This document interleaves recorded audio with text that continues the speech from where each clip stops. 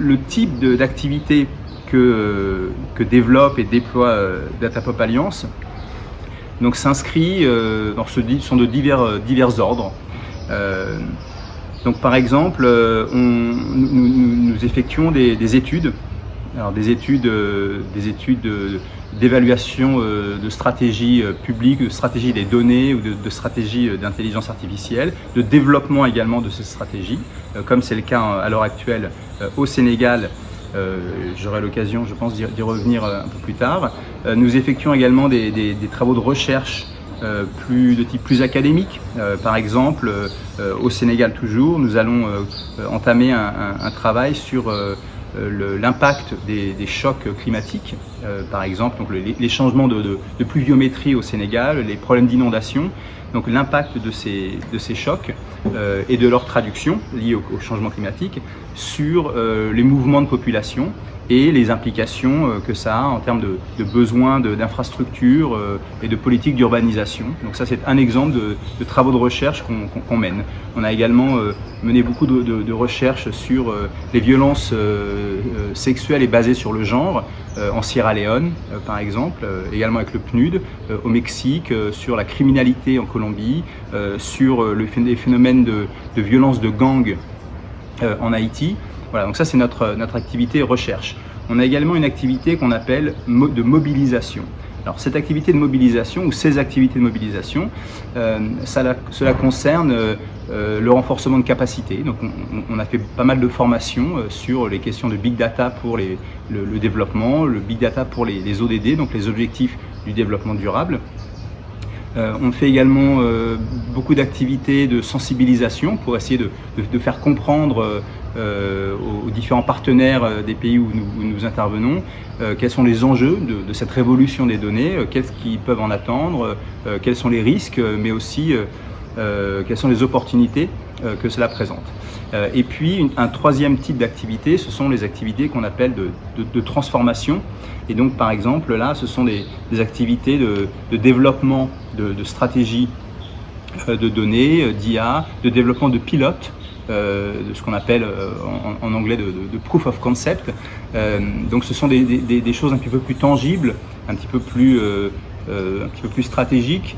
Par exemple, depuis quelques mois, nous travaillons au Maroc avec le gouvernement du Maroc et le PNUD également pour développer des pilotes pour l'utilisation de données dites non traditionnelles, comme par exemple les données de téléphonie mobile, des données de réseaux sociaux, des données d'images satellitaires, pour essayer d'estimer un certain nombre d'objectifs du développement humain qui sont généralement mal ou peu mesurés. Par exemple, les problèmes de santé mentale. Les problèmes de santé mentale sont relativement prévalents et sans doute en croissance dans beaucoup de pays, du fait de la crise, du fait de beaucoup d'incertitudes, et ce sont des problématiques qui sont parfois un peu frappées, disons, du saut un peu d'une sorte d'ostracisme culturel où les gens, notamment pas seulement, mais notamment les hommes et les jeunes hommes, ont du mal à parler de problèmes de santé mentale. Et donc ce sont des phénomènes qui sont mal compris, mal mesurés. Donc voilà, donc on a ces trois types d'activités, donc plutôt recherche, plutôt renforcement de capacité et de connexion, et puis également des actions stratégiques. Et donc nous déclinons ces activités dans un certain nombre de thématiques. Alors je ne vais pas m'appesantir sur toutes les thématiques que nous traitons, mais j'en ai mentionné un peu en filigrane quelques-unes. Bon, les problématiques de violence basées sur le genre, les problématiques de santé mentale, les problématiques de manière générale de résilience, mais également donc d'inégalité, de pauvreté, d'impact du changement climatique, et puis je dirais les problèmes un petit peu macro de stratégie des données, et donc du rôle des données pour l'amélioration des politiques publiques, rendre les programmes, les initiatives de développement plus pertinentes, plus efficaces, plus transparentes également. Voilà un petit peu ce que nous faisons. En fait, moi je suis venu au Sénégal la première fois en 2000. J'ai fait ici, j'étais alors étudiant à Paris, à Sciences Po Paris, je faisais un DEA en démographie économique, spécialisé sur les questions de population et développement. Et j'ai eu l'occasion de faire mon travail de recherche ici à Dakar, à l'IRD et à l'UCAD. Donc j'étais entre les deux, j'étais au camp Jérémy, en face de l'université Cheikh Anta Diop. Et donc c'est voilà, pendant ces mois que j'ai passé ici, j'ai vraiment, je pense,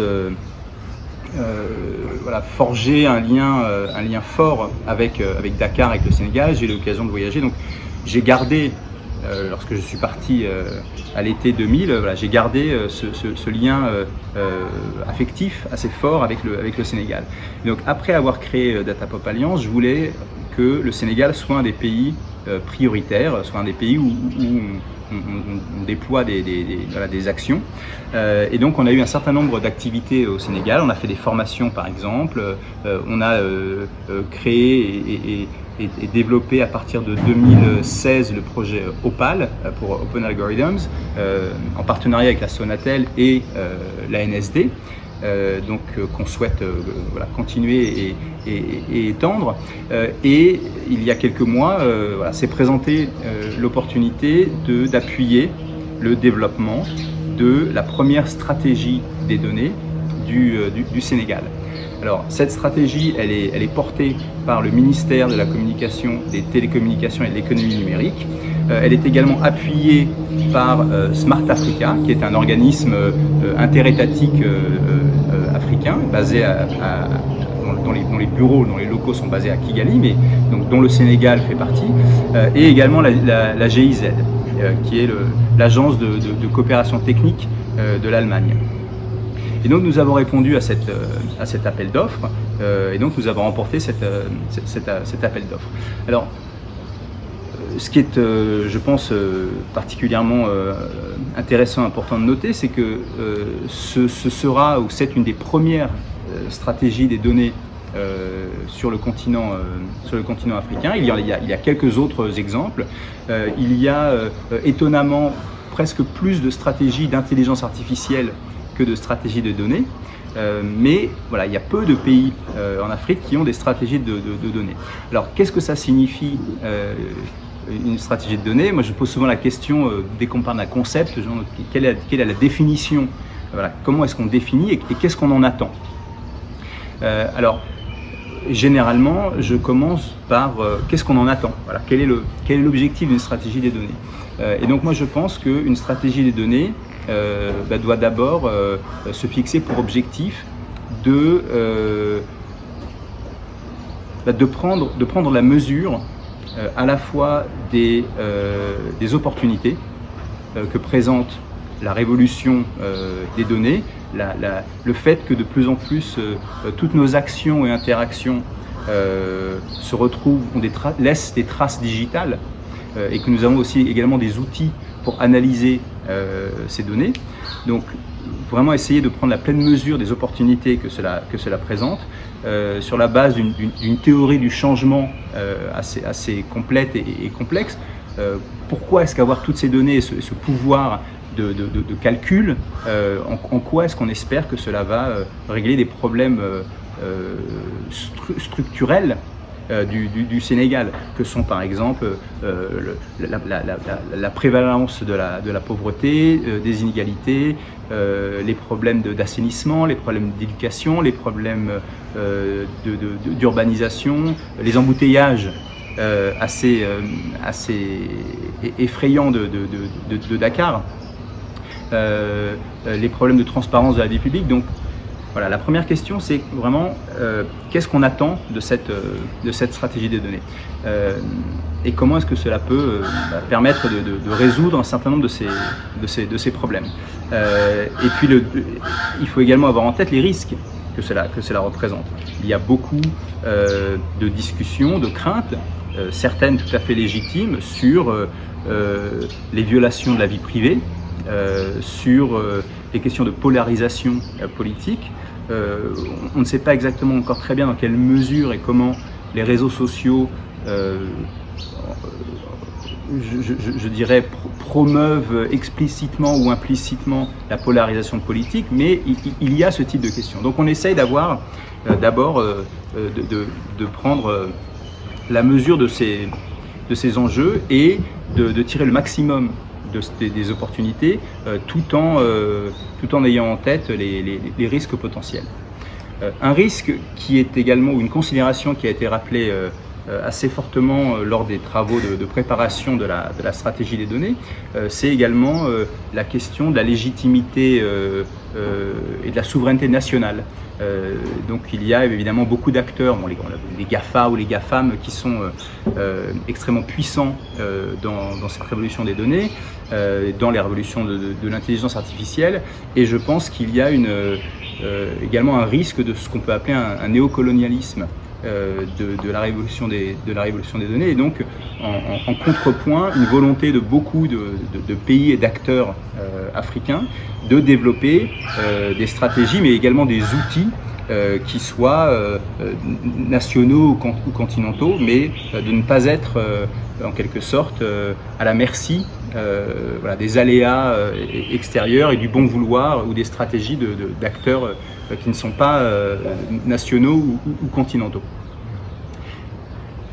Et alors maintenant, s'agissant en quelque sorte des modalités, alors il y a des cadres qui existent. L'Union africaine a développé un document, disons, de cadrage sur les stratégies de données en Afrique, donc, qui a fait l'objet de beaucoup de discussions, et donc ça pose un cadre sur les objectifs, sur les modalités, sur les domaines les plus importants.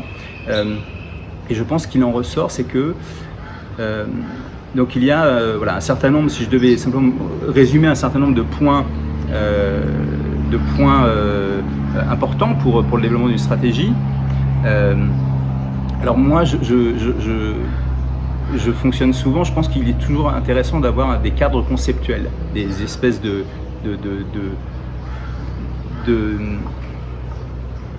référents méthodologiques qui permettent d'être bien clair dans sa tête s'agissant voilà, de quoi parle-t-on exactement.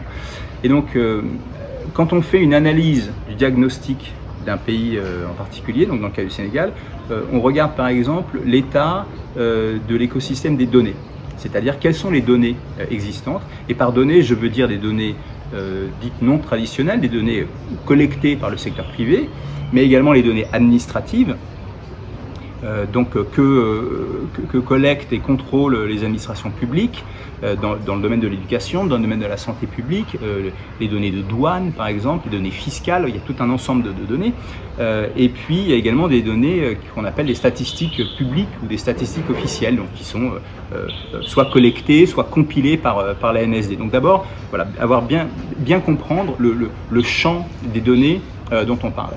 Ensuite, il y a également les questions de partage de ces données, d'interopérabilité de ces données.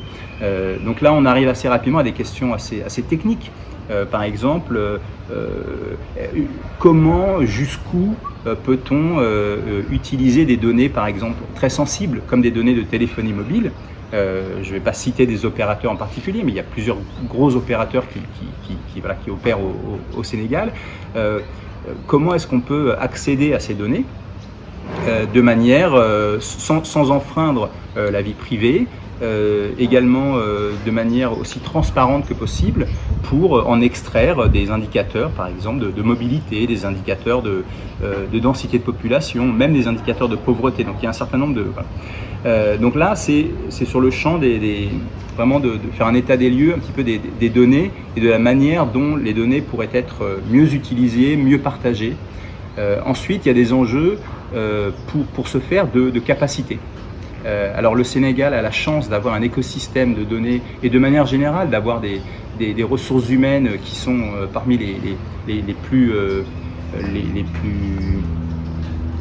fortes, je dirais, d'Afrique, avec des écoles, notamment des écoles d'ingénieurs, mais pas seulement, qui sont extrêmement bonnes. Donc d'avoir une main-d'œuvre et des capacités intellectuelles extrêmement extrêmement forte, mais il y a également des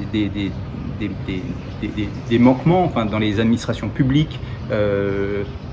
L'argent manque, le temps manque, les infrastructures, notamment informatiques, sont parfois un peu désuètes. Et donc il y a également cet enjeu-là, l'enjeu de comment renforcer les capacités institutionnelles humaines pour tirer le meilleur parti de cette révolution des données. Ensuite, il y a un enjeu de communauté. Ce que j'appelle communauté, c'est quelle est la nature, la vivacité de l'écosystème des acteurs. Donc, on a parlé des administrations publiques, donc le gouvernement en particulier, des acteurs très importants comme la NSD, comme la Commission de protection des données personnelles, comme le bureau opérationnel de suivi du plan Sénégal émergent au sein de la présidence de la République. Également, évidemment, le secteur privé, avec des opérateurs de téléphonie, les opérateurs de mobile money, donc tout un ensemble d'opérateurs privés, également les startups, le monde académique, les ONG. Voilà, donc il faut essayer de faire l'état des lieux de ces différentes parties prenantes et puis voir comment, dans quelle mesure elles coopèrent. Il y a souvent un peu de problèmes, des problèmes d'incitation, des problèmes d'alignement. Et donc ça aussi, essayer de régler, d'améliorer la confiance, en particulier entre ces acteurs, c'est, je pense, un élément très important de la stratégie. Et puis dernier point, qui est le point, je pense, dont on parle finalement presque le moins, mais qui je pense est le plus important, c'est la question de la culture. Alors la question de la culture, on parle beaucoup de culture des données, et donc je pense que fondamentalement, un des objectifs majeurs d'une stratégie des données, et je dirais presque l'objectif principal, c'est de promouvoir une culture des données. Alors une culture des données qui soit, je dis souvent qu'elle doit être saine. Alors en anglais on dit ou on écrit healthy data culture. Alors ça veut dire qu'il ne faut pas être aveuglé par la puissance des données. Il ne s'agit pas d'être guidé uniquement par des données ou des faits ou des statistiques ou des modèles, parce qu'on sait que sur un problème humain donné, il y a très rarement une vérité. Il y a parfois des vérités absolues. Et je pense qu'il y a des vérités absolues, par exemple, qui sont ensuite traduites en impératifs moraux, pratiquement. Donc, par exemple, moi je pense que voilà, la violence est quelque chose, la violence contre un enfant, la violence contre les femmes, mais la violence aussi contre les hommes est quelque chose qui doit être absolument proscrit, sauf dans des cas extrêmes. Par exemple, ce qui peut amener à emprisonner des gens, ou les questions de légitime défense, par exemple. Mais je pense que sur un problème humain donné, il y a très rarement une seule vérité absolue. Et donc, cette culture des données, ce n'est pas laisser parler les faits, ce n'est pas laisser parler les statistiques, c'est être capable d'avoir des discussions, de prendre des décisions de manière aussi rationnelle que possible, après des discussions basées sur les faits, les statistiques existantes, en espérant que ces statistiques soient les plus fiables possibles, et puis ensuite voilà, prendre un certain nombre de décisions. Et donc c'est cette culture, c'est un état d'esprit avant tout. Et moi je voudrais vraiment que la stratégie des données renforce cet état d'esprit qui consiste à dire, voilà, il y a beaucoup d'enjeux, beaucoup de problèmes, beaucoup de défis auxquels la plupart des sociétés sont confrontées, auxquels beaucoup de pays africains sont confrontés, auxquels le Sénégal est confronté.